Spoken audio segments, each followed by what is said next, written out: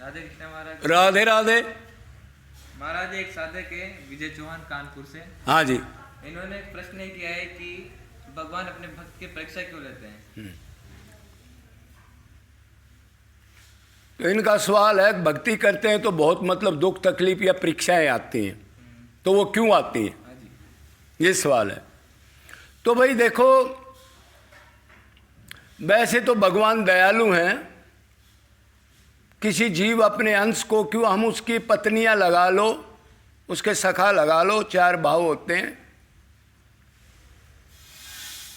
उसके दास लगा लो,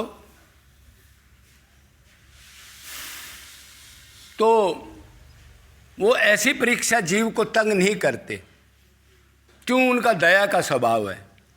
लेकिन फिर भी कुछ प्रारब्ध के कर्म पिछले जन्मों में हमने किए हैं, तो उस हिसाब से कई बार हम महसूस करते हैं कोई रोग लग जाता है, धन छिन जाता है, या कोई अपमान हो जाता है, या ठीक धर्म कर्म कर रहे हैं, भक्ति कर रहे हैं, तो भी दुख आ जाता है कोई न कोई। घर परिवार में कोई जवान मौत हो जाती है, इस टाइप की कोई लड़ाई झगड़े हो जाते हैं, तो उसको कई बार हम ये मान लेते हैं कि ये भगवान ने कर दिया हमारे साथ, भगवान हमारी परीक्षा ले रहा है। तो मान लो भगवान परीक्षा ले रहा है, तो ऐसे भी मान सकते हो, जब भगवान के पास जाने के लिए भगवान आपकी परीक्षा ले कभी, तो ये तो बहुत शुभ संकेत है। अनंत ब्रह्मांडों का स्वामी आपकी परीक्षा ले, कोई न कोई कारण होगा। और वैसे देखा जाए तो इस संसार में भी छोटी मोटी नौकरी के लिए परीक्षाएं ली जाती हैं, कोई कोर्स करता है। अब हम फौज में जब भर्ती हुए फौज की नौकरी के लिए, तो उन्होंने 10-5 टेस्ट लिए हमारे, उसके बाद बेसिक ट्रेनिंग कराई गई, उसके अंदर भागा दौड़ी, चढ़ना उतरना कूदना, और धूप में छाँव में इस टाइप के कष्ट तो उसमें भी थे। तो वो भी परीक्षा लेते हैं। तो भगवान जब आपको दिव्य चीज़ दे रहा है और आप परीक्षा मानते हो, तो क्या दिक्कत है, लेने दो उसको। भगत का स्वभाव होता है देना। तो ऐसा कोई ज़रूरी नहीं है। हाँ, एक जगह भागवत में ये भी लिखा है, अब जिसको मैं विशेष अपना देता हूँ उसका धन छीन लेता हूँ, अपमान करा देता हूँ, फिर वो ट्राई करता है धन कमाने की। क्यों, धन में ही ज़्यादा आ सकती है, खासकर कलयुग में। क्यों आ सकती है धन में? अगर धन से सामान आता है, कौन सा सामान? देखने का, सूंघने का, चखने का, स्पर्श करने का, सुनने का, ये 5 ज्ञानेंद्रिय ने ये आनंद चाहती हैं। तो इनके आनंद के लिए ही जीव सुबह से शाम तक दौड़ता है। आनंद तो है नहीं, लेकिन भ्रम है। क्यों, ज्ञान नहीं है, अज्ञान है, उसको अपने को शरीर मान के सुख चाहता है। तो ऐसी कोई बात नहीं है। तो भगवान ने विशेष कहा है, अब जिसको मैं अपनाता हूँ उसका अहंकार तोड़ने के लिए उसको टोटा भी करा दूँ, उसका धन छीन लूँ, कभी शरीर का अकड़ हो तो उसको रोग लगा दूँ, उसका अपमान करा दूँ, ज़्यादा मान बढ़ाइए, ज़्यादा ये हो कि मैं सबसे श्रेष्ठ हूँ। तो भगवान की विशेष कृपा भी बताई है। तो जब परमात्मा में लग गए तो आप परवाह मत करो। क्यों, जो वो करता है उससे दयालु कोई भी नहीं है। जो भी हमारे को बुरा भी लग रहा है, लेकिन उसका अंदर कल्याण छुपा हुआ है।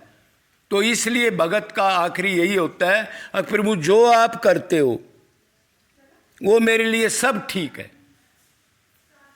मन से भी कोई गलत ना सोचे कि ये क्यों हो गया। और ऊपर का लेवल बता देता हूँ, अगर वो और आपका हृदय शुद्ध हो गया, अंतकरण शुद्ध हो गया और दीनता ज़्यादा आ गई, तो फिर तो भगत ये सोचता है, प्रभु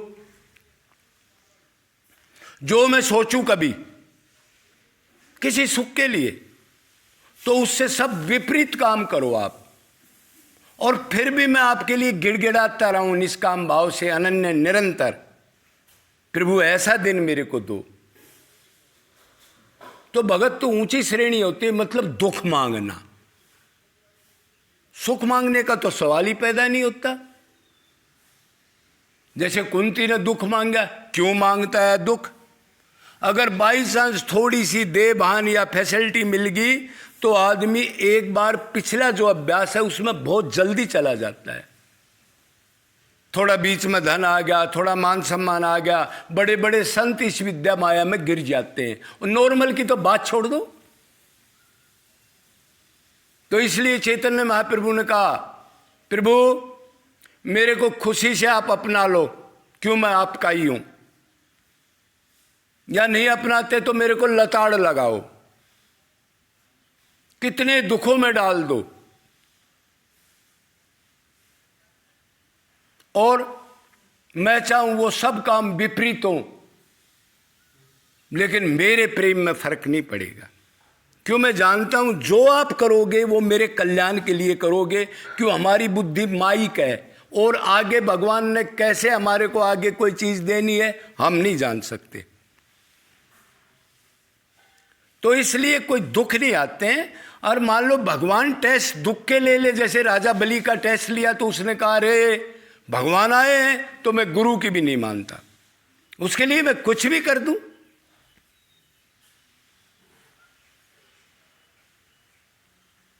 तो कई बार परमात्मा वैसे तो दुख नहीं देते, लेकिन अंतकरण शुद्धि के लिए या कोई काम कराने के लिए छोटा मोटा दाव पेच अपनी तरफ से भी भगत में दुख डाल देते हैं, जिससे वो बहके नहीं और आगे के लिए चमक हो जाए। जैसे सोने को तपाया जाता है उतनी चमक बढ़ती है, उतनी अट्रैक्शन होती है उसमें। तो इससे कोई नहीं घबराना। निष्काम प्रेम करोगे तो आप टूटोगे नहीं।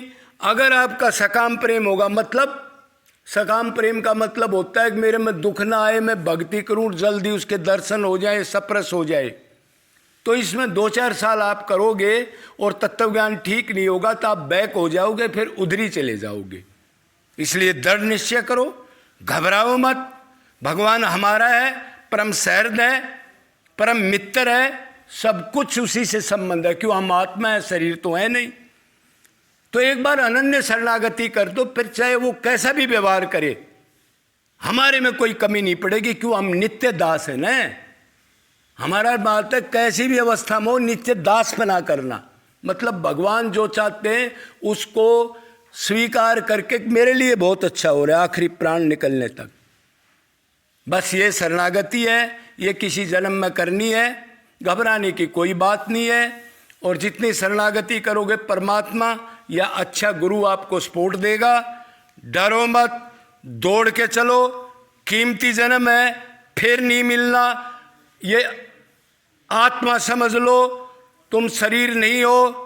और अनन्य भक्ति से एक बार 100% शरणागति किसी जन्म में कर दो, तब माया जाएगी, बाकी थोड़े से उससे माया नहीं जाएगी। अनंत जन्म भक्ति कर ली, लेकिन अब ये गलती मत करना। बोलो वृंदावन बिहारी लाल की।